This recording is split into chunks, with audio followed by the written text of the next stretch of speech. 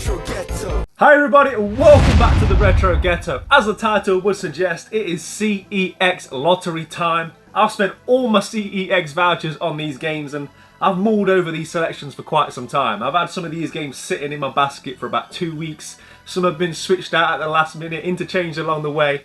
But I've settled on 6 games that I've been really wanting to add to my collection.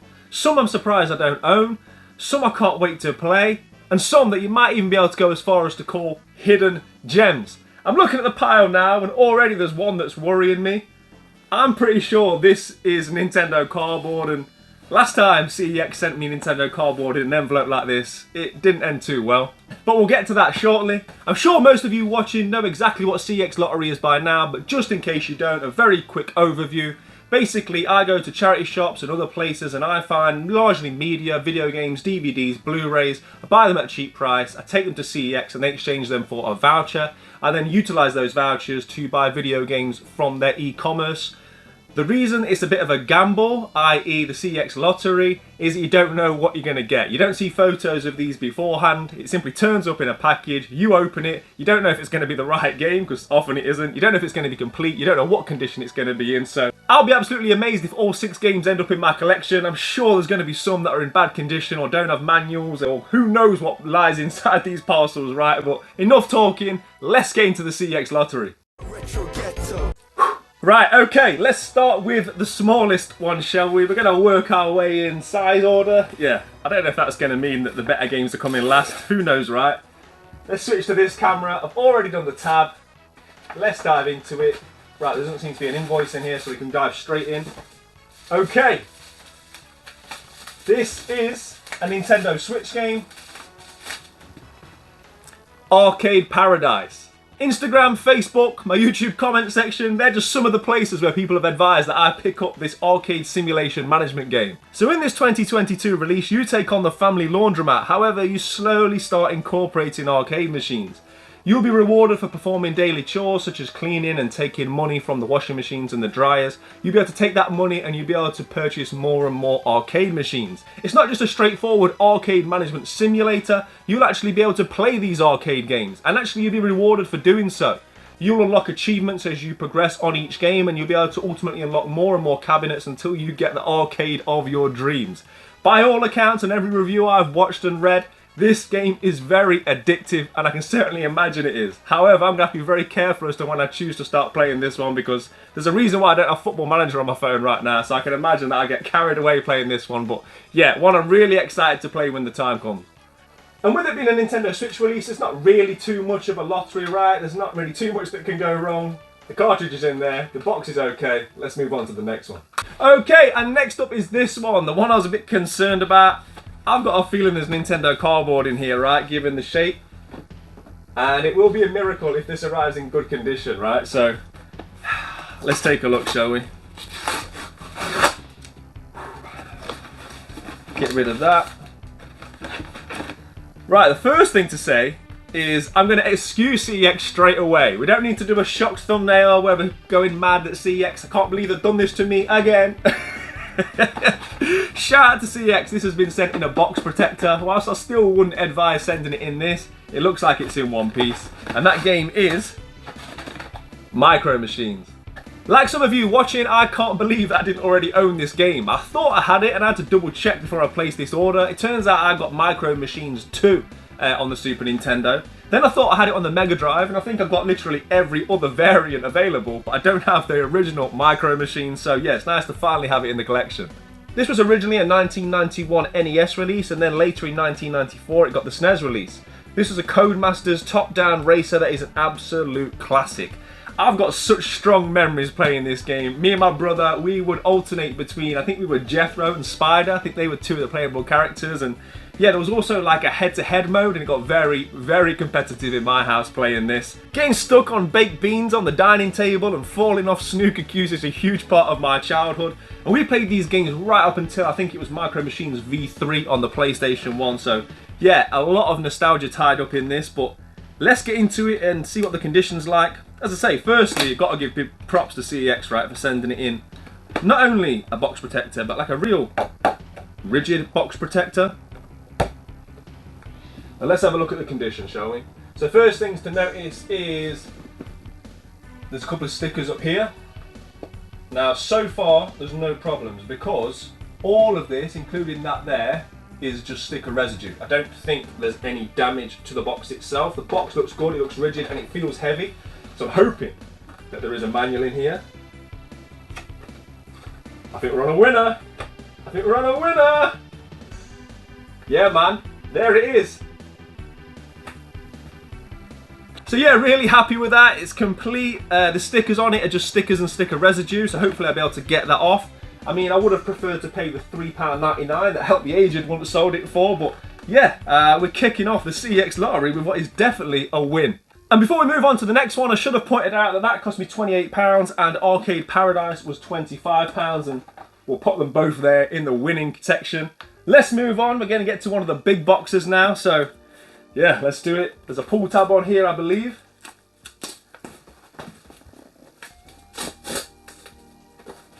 I'm being blocked by some tape.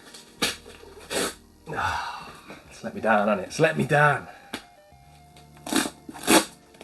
Right, okay. Let's get into this one. Okay, as always, we'll get rid of the invoice.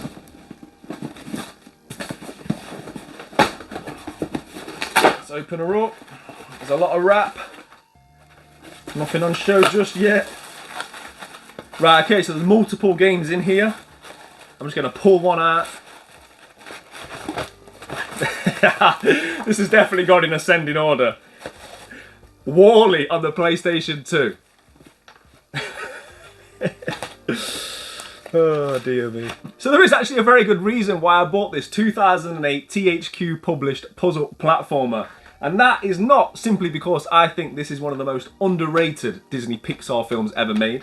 Not only do I think this is one of the greatest love stories ever told of the 21st century, but the reason I bought this is because I've been sitting on this for a couple of years now at least. And that is what I think is quite rare, right? Certainly uncommon. The lenticular sleeve cover.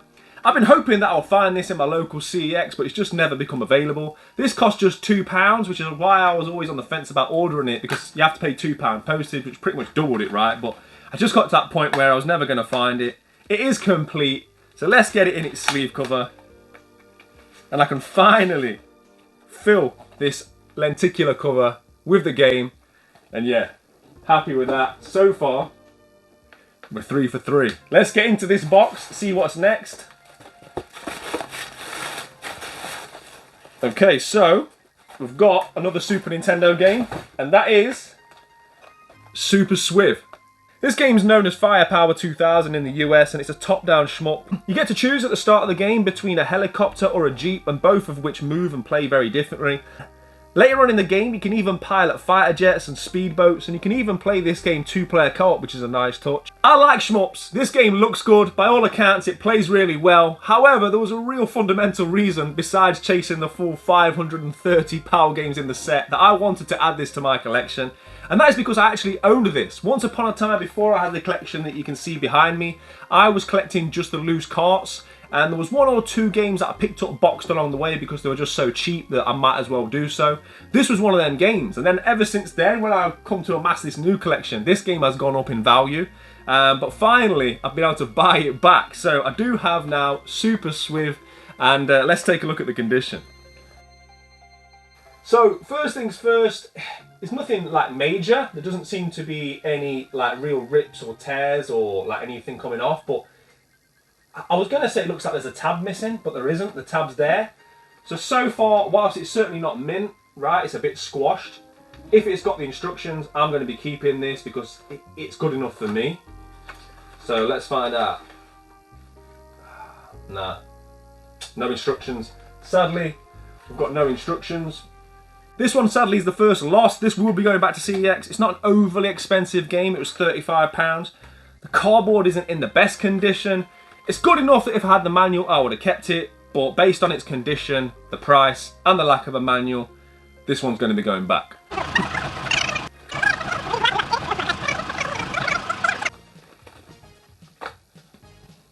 Right, okay, so the final game in this box is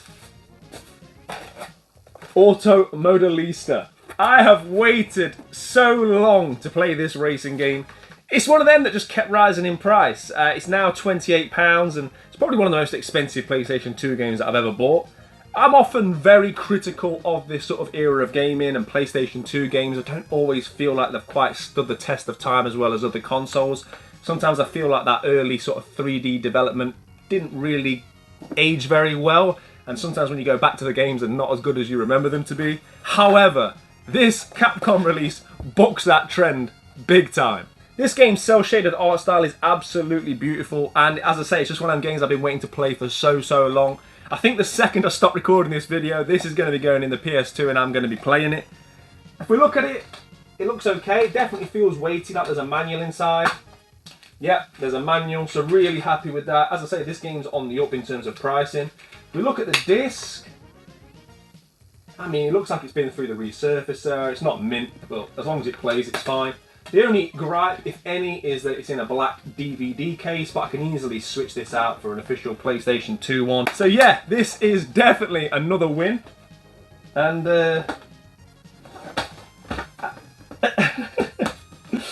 cut. So this is definitely another win. And I think we're doing quite well so far. Right, okay, so we're on to the biggest box of them all, and according to my calculations, there should just be one game in here, right? So, I mean, I'd assume it's well packaged. It's a big boy. Let's get into it. Let's do the old pull tab. Come on. Come on. Just let me down again. Right, let's open it up. Let's see what we've got. No invoice. You don't have to worry about that. Okay, what we got? Pass the parcel. Jesus. Okay, we have got. Just close it up. It's anticlimactic, right? Choplifter 3. So the original Choplifter came out on the Apple II way back in 1982. Choplifter 2 was released on the Game Boy, but 3 was originally made for the Super Nintendo. And in this game you rescue hostages from various different war zones, and I've often confused this game because at one point I thought I owned it because I've got like Jungle Strike, Desert Fighter, Desert Strike, and for me they kind of all got amalgamated into one. But what separates this game from those is that this plays on more of a 2D plane. This actually looks a bit more like a platformer as such. The way in which the graphics, well, you'll be seeing it on screen now, and that'll be doing a better job than me trying to explain it. But yeah, it's one of them games that often pops up on a sort of Super Nintendo hidden gem lists and videos and that kind of thing. So one that I really want to play, and one that I've been hoping that I can add to my collection for quite some time. But I don't know if this is getting added to my collection. It's not great. If we take a look at it, it's all squashed in. I can see before I even open it, there's a tab missing there. There's a tab missing there. There's a tab missing there. We've got one of the 4 tabs, and that's clinging on by a thread. It's generally not in very good condition at all, as you can see. Let's see if it's got instructions. No. I mean, that's just made my decision easier for me, right? It's, yeah. In my opinion, this should be sold as unboxed. It's a right mess. I don't think many people would be happy with that, even ones with relatively low standards, such as myself. But yeah, that is a shame. I think of all the games here, certainly the Super Nintendo games, this was the one that I really wanted to play. So it's a shame that this is a loss, but we'll pop that there. And all in all, I think I've done well. So come away with 4 of the 6 from the CEX lottery, and I'm really happy to add all 4 of those to my collection. Like I say, Auto Mod Lista I'm going to be playing the second that I start filming. Micro Machines is in really good condition, so it's nice to get nice Nintendo cardboard from CEX. Arcade Paradise is one I'm looking forward to, and I get to finally put Wally in its sleeve cover. These 2, I want to add them. I'm hoping I'll be able to add them at some point.